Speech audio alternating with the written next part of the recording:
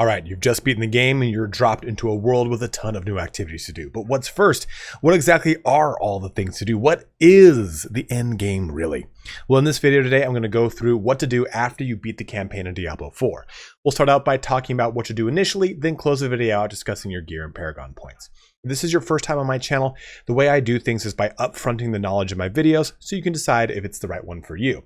So with that being said, the entire list of subjects I'm going to cover, and truly all you need to do after completing the campaign, is get to level 50 if you're not, max out your renown in every single zone, unlock the next difficulty, do your Tree of Whispers bounties, complete nightmare dungeons, take part in Helltides, do gathering legions whenever they're up, complete world bosses, fields of hatred, and lastly, optimize your Paragon Points, aspects, and gear upgrades from the blacksmith.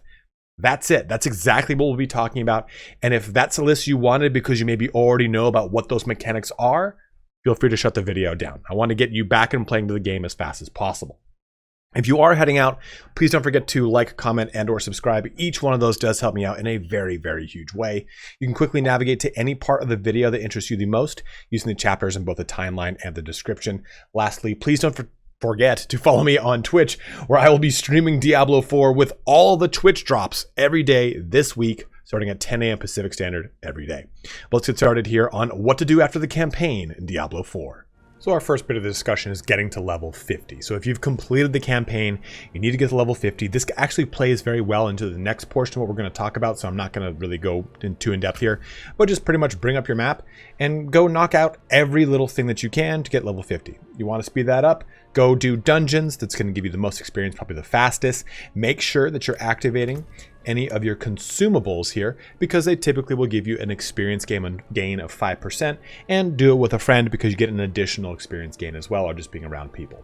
That's your big first thing to do once you beat the campaign, is make sure you get to level 50 as fast as possible. So that's your first little bit. Let's jump over to the next part, which you're probably going to do in tandem with this. And that is maxing out your renown. Now, you don't need to max it out completely.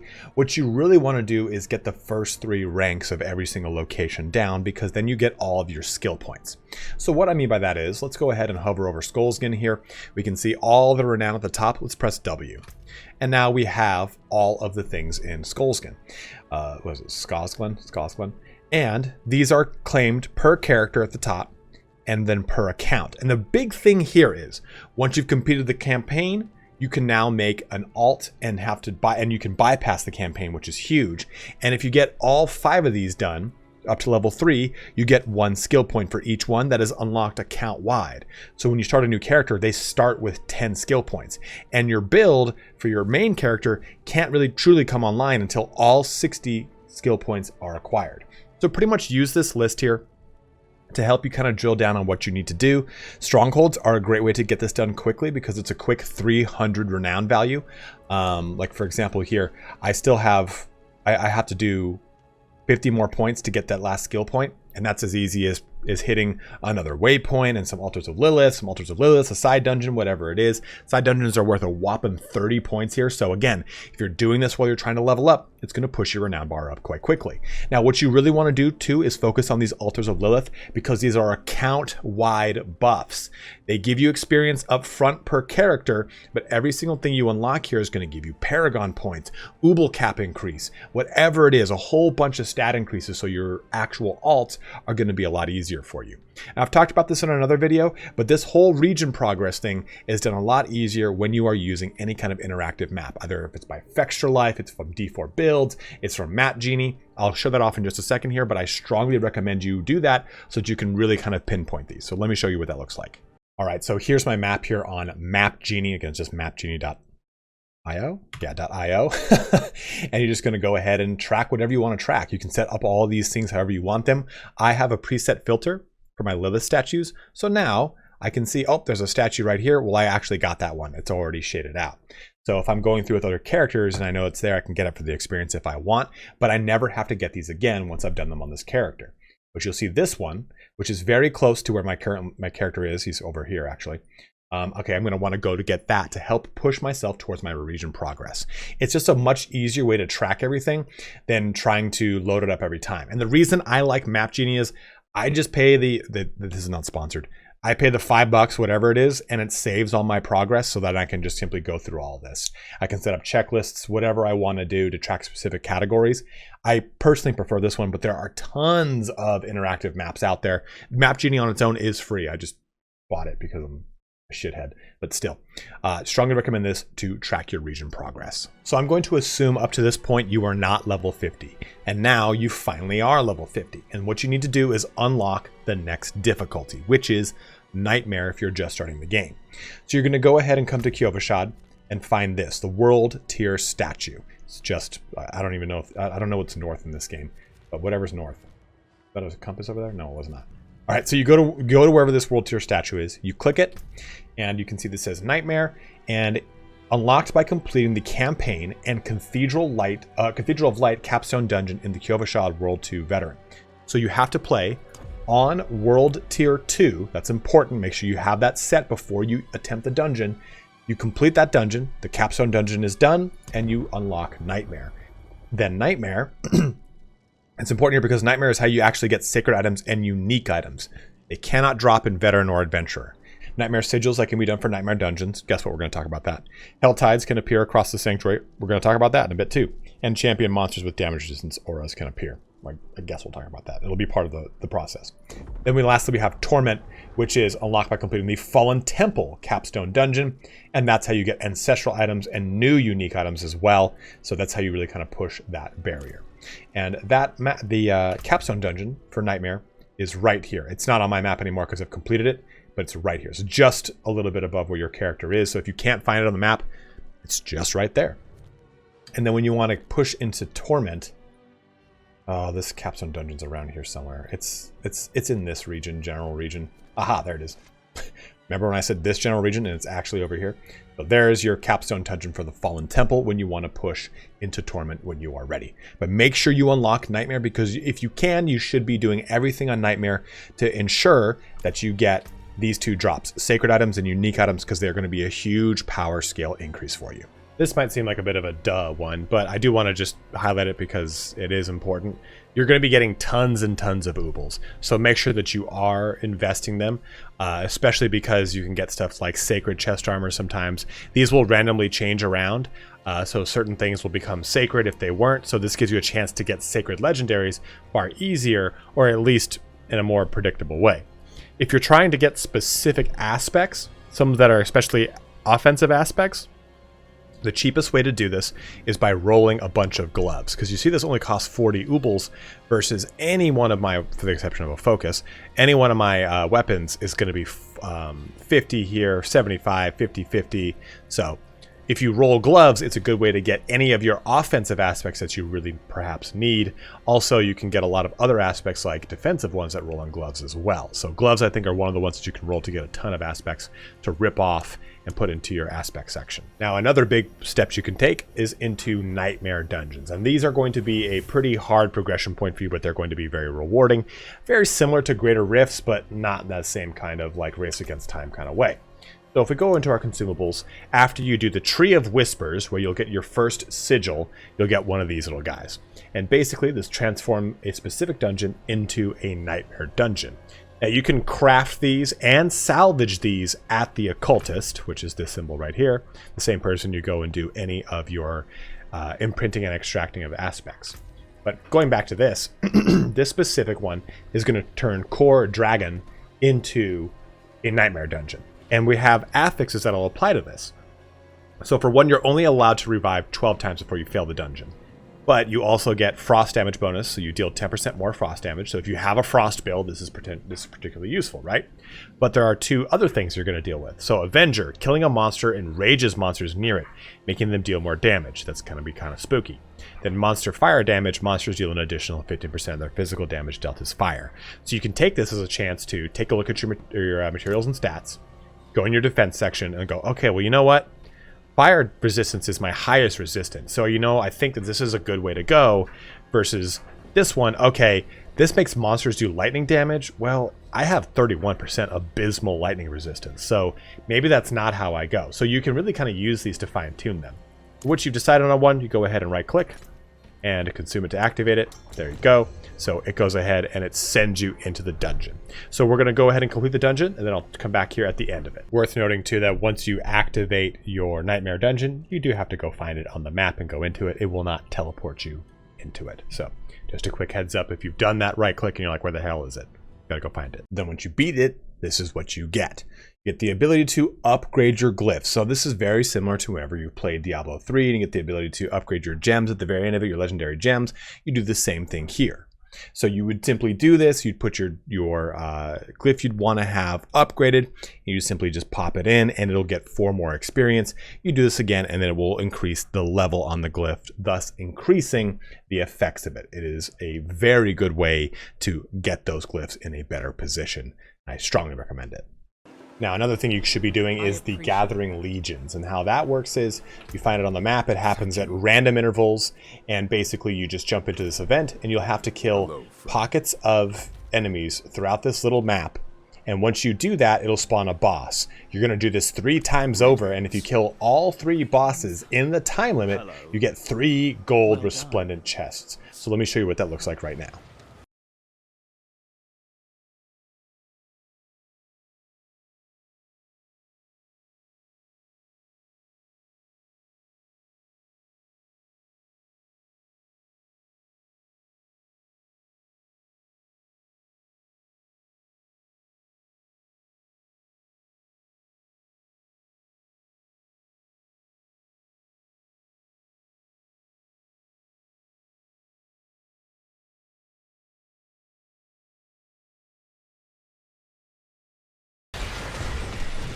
So once you've completed the event, you've killed all 3 bosses, you get all 3 of these chests, and these are your rewards. So these Legion events take about 5 minutes, and they're really worth it because you can just get a ton of things, including sigils, including any kind of legendaries here, sacreds, a bunch of Oobols. It is a huge jackpot amount of rewards. Now, another big thing you should be doing is world bosses. These are going to occur every so often. You will get a weekly bonus from doing them in that you get this actual cash. If you've not done a world boss, then that's great. Go ahead and do it. If you've already done one, you can still get great loot from the actual boss itself. And they're different ones. This one's Ashava, so if you played during the beta, you remember killing Ashava. Let's go ahead and do the same one, but there are plenty of other world bosses to encounter, and they do give great drops. So you make sure you're knocking them out because they also go towards your Grim Favors. This goes back to doing the Whispers of the Dead, which then gets you, of course, your rewards for doing whatever the hell that damn thing is. You get your rewards for doing that as well, right? So make sure you're doing all those things because they do coincide and lock in together. And just to show you, this is what you get when you do defeat a world boss. Some goodies, some not so good. It just depends on what the situation is. But nonetheless, last time I did a world boss, my cash that I got is what got me this. But I've already completed it this week, so I just simply get what drops on the boss. Otherwise, you get a greater cash, which gives you tons of goodies. Next up is Helltides. Now, Helltides are crazy. They're fun, they're hectic, but they're awesome. So they last for about an hour. Well, they last for exactly an hour. And you do exactly what this says. Slay foes and complete activities to collect aberrant cinders used to unlock tortured gifts. So I'm going to show you what that looks like here. We're going to come down here. You can see on the map where, like, this is all Helltide territory. And you'll know you're in a Helltide location because in the upper right-hand corner, it will appear here in a second, you're going to get this little thing right there. The Helltide duration is 5 minutes, and now things are going to kind of pop off here. And what you want to do is just pretty much kill stuff. You're just going to kill your way through all of this. You're going to go ahead and do any kind of events you see, anything like that, because things that as you kill them, they're going to drop those little aberrant cinders. And how that works is you're going to get a certain amount of them, and you can use them to unlock these chests. The Tortured Gift of Jewelry, the Tortured Gift of Protection, which is any random armor piece. This is random jewelry piece. And then Tortured... is there no one of weaponry? Okay, well, there's another one of weaponry somewhere around here that I cannot see on the map. But it's somewhere around here. You only see them within a certain range of where you're at. But those are your generic ones. So it's either going to give you a random piece of armor, a random piece of jewelry, or a random weapon. And it's fit for your class. More often than not, it will be a legendary, but it sometimes can be a rare. It sometimes can be a sacred legendary, and it sometimes can be a unique or sacred unique. But what you really want to do is focus up and get the mystery one, which is hidden. So what I'm going to do here is I'm going to get to the proper amount of motes, these little guys right here, and then I'm going to show you what the mysteries one looks like and how to actually find it, because you're not going to find it on the map just by simply looking. You have to run around and it'll appear on your mini map, and that's where it is. So all of these, the one of jewelry and the one of protection, are for 75 of these little cinders, and the one of weaponry is for 125. Lastly, the gift of mystery is for 175. So 175 of these little guys, and allows you to pop one open. You can do that as many times as you want, as long as the timer's up. But as soon as the timer expires, you lose all of your cinders. They don't carry over to the next Helltide, anything like that. And especially important, if you die, you lose half of your cinders. So if you have 174 and you're right about to open that mystery chest and you die, you lose half of them and you got to restart over. Well, not restart over, you got to pick back up your pieces. So just kind of keep those things in mind when you do the Helltides. And also, if you're fresh to 50 and you're a nightmare doing them, it's not going to be easy. Don't get frustrated. If you die, you die. It's not a big deal. You have plenty of opportunities to do these over and over and over. I died like the first time because I did not know what the hell I was getting into. But as you can see, you get the hang of it quite quick, and you can kind of simply jump through them. Let me just kind of show you very quickly, though, what one of them looks like, just so you can see them in person. Jump down here. This is the jewelry one. Oh, jewelry was 125. I'm sorry, I lied to you. I said it was 75. It's 125. But you would just simply click that, and then a bunch of jewelry pops out. But I want to save my cinders, and I want to show you what the mystery one is like, because that's where the goods are. That's where you get tons of items. So hang tight. Let's jump forward. All right, so just to show off how these tortured gifts of mysteries work, if I press M, you're going to see nothing is over there. But I can see this tortured gift of protection and other gifts around the map. So as you kind of look around and get closer, it'll appear. You can hover over it. It says tortured gift of mysteries.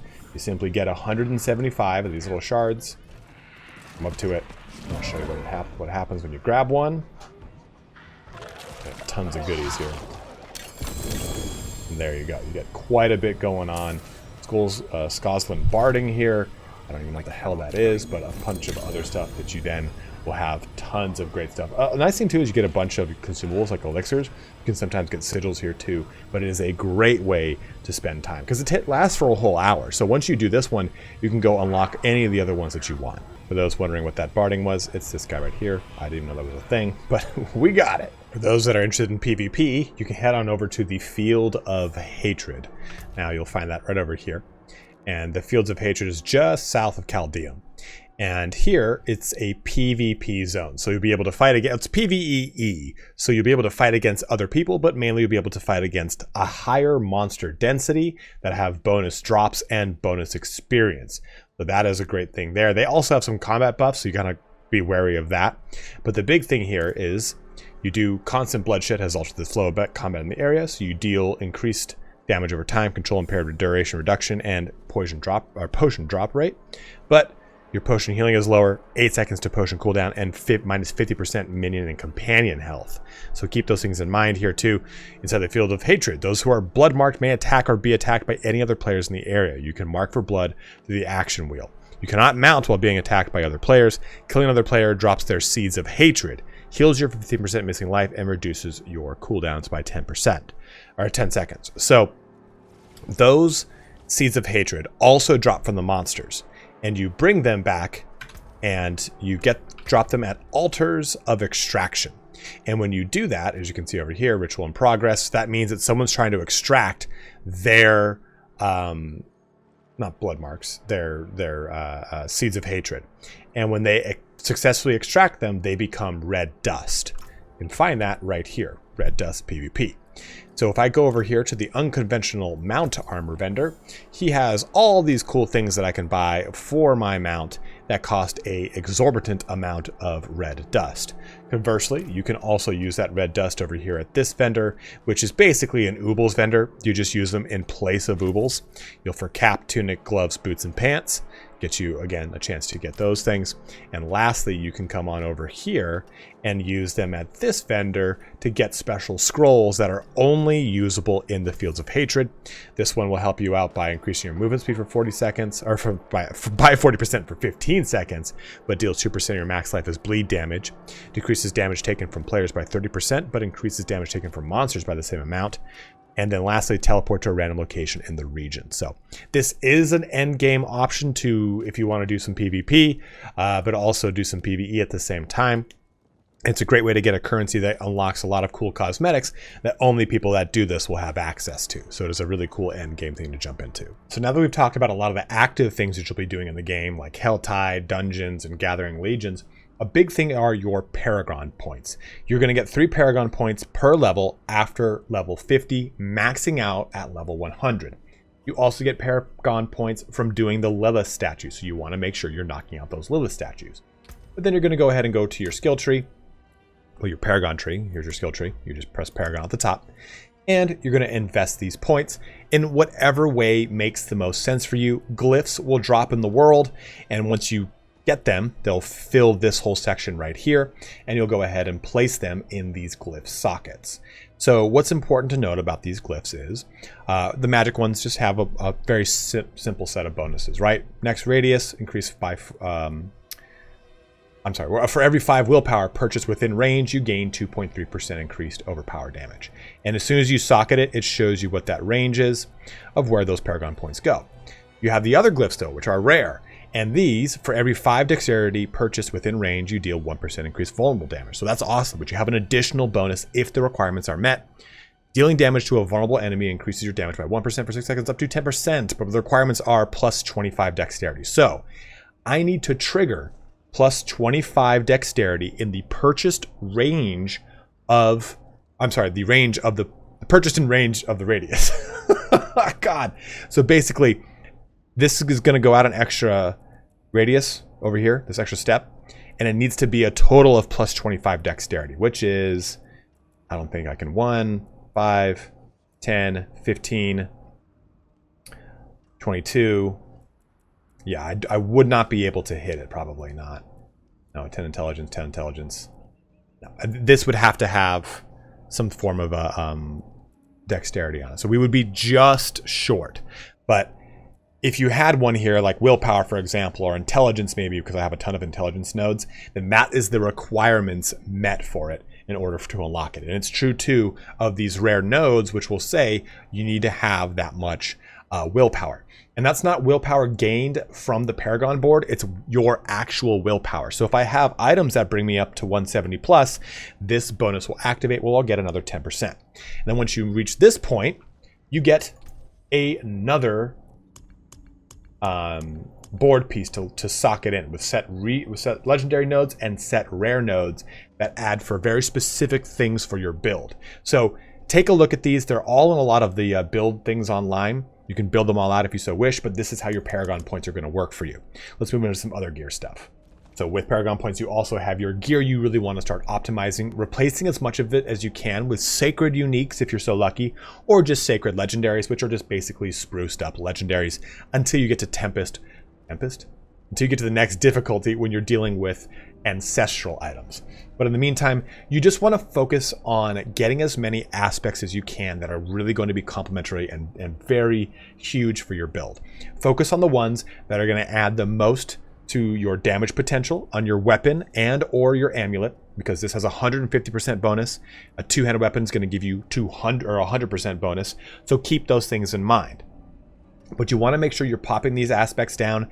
They do cost quite a bit of resources at 50. So keep that in mind. You don't want to just simply drop a codex aspect on a piece you fully intend on swapping off unless it's a totally necessary aspect for you. So make sure you're doing that. Adding sockets to any items, adding jewelry that is respective, gems, what the hell's wrong with me? That is respective to your specific build. For example, here, I have a lot of fortification in this build, so I'm using sapphires, so damage reduction while fortified is increased. You cannot increase these gems until 60 or 70, I believe, is flawless, and there's another stage after that. So Just get the max gem that you can in as possible and push it up from there. Make sure you are also breaking down any legendary items you don't need so that you have those crafting resources. Those are very, very crucial things for you because they're really going to help you out as you push into the later portions of the game when you're trying to upgrade items. That's our last tip.